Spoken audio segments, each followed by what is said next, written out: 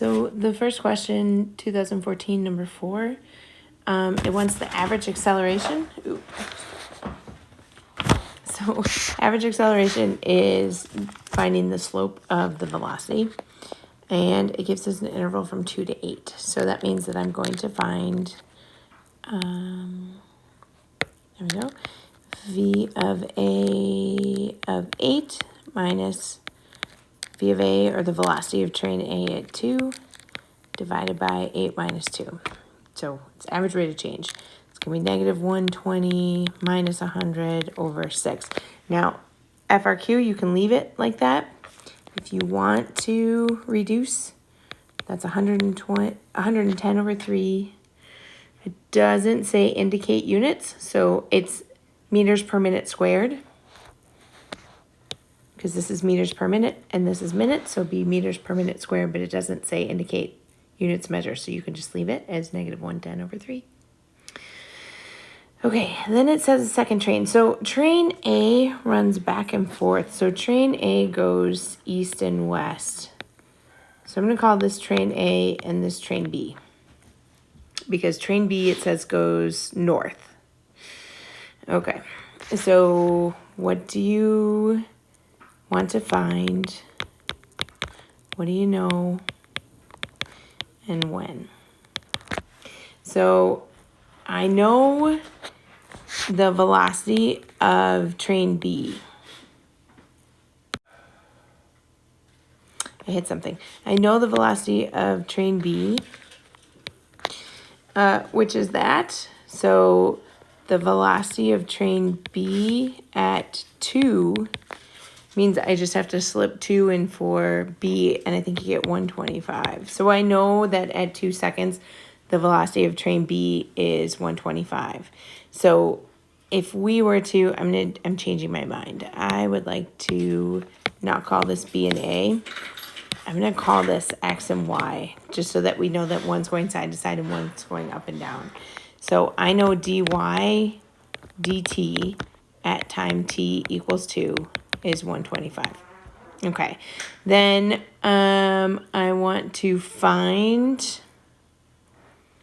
the distance between the trains. Here is one train and here's another train, and I want to find the distance between the two.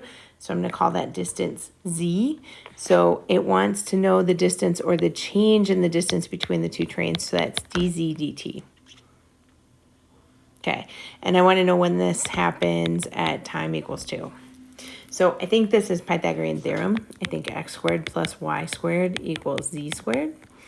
And when you take the derivative of that with respect to t, you get 2x dx dt plus 2y dy dt equals 2z dz dt. I have to fill in all the things. Now, I didn't write down all of the things I know. I only know the velocity of B at time 2, which is dy dt.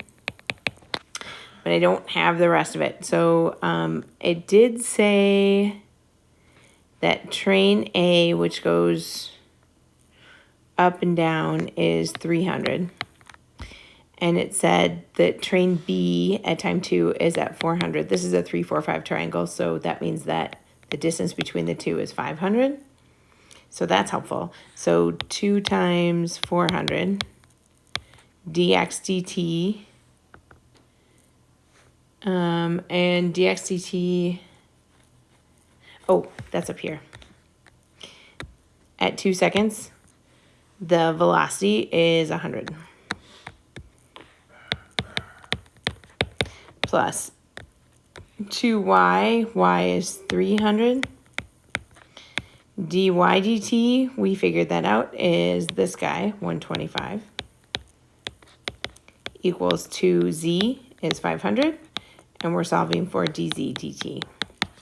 Do a little algebra, and you can find dz dt. And again, it doesn't say indicate units of measure, so you don't need to add it into the question. Okay, the second one that I believe you asked for was on the next slide, number 5.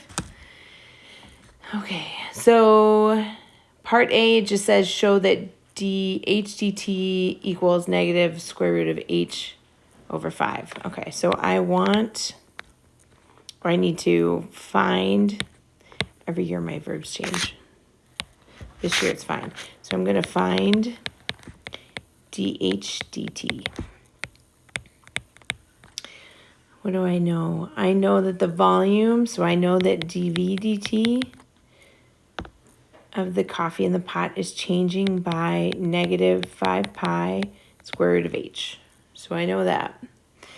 I'm not given a when, so I'm finding all dH dt, so I don't have a when.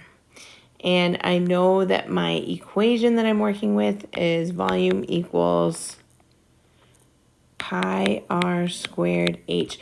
Now this is a cylinder. Cylinder, the radius doesn't change. So that's 25 pi h. Derivative with respect to t would be dV dt equals 25 pi is a constant. So 25 pi dH dt. I know that dV dt is negative 5 pi square root of h. Oops, I wrote 5. I meant h. Equals 25 pi dH dt. I'm solving for dH dt. So I'm going to divide by 25 pi. And I'm proving that it equals the square root of h over negative 5. Well, the pi's are going to cancel. 5 over 25 is 1/5, so it's the square root of h over 5 equals dH dt. Proven. Let me know if you have any other questions.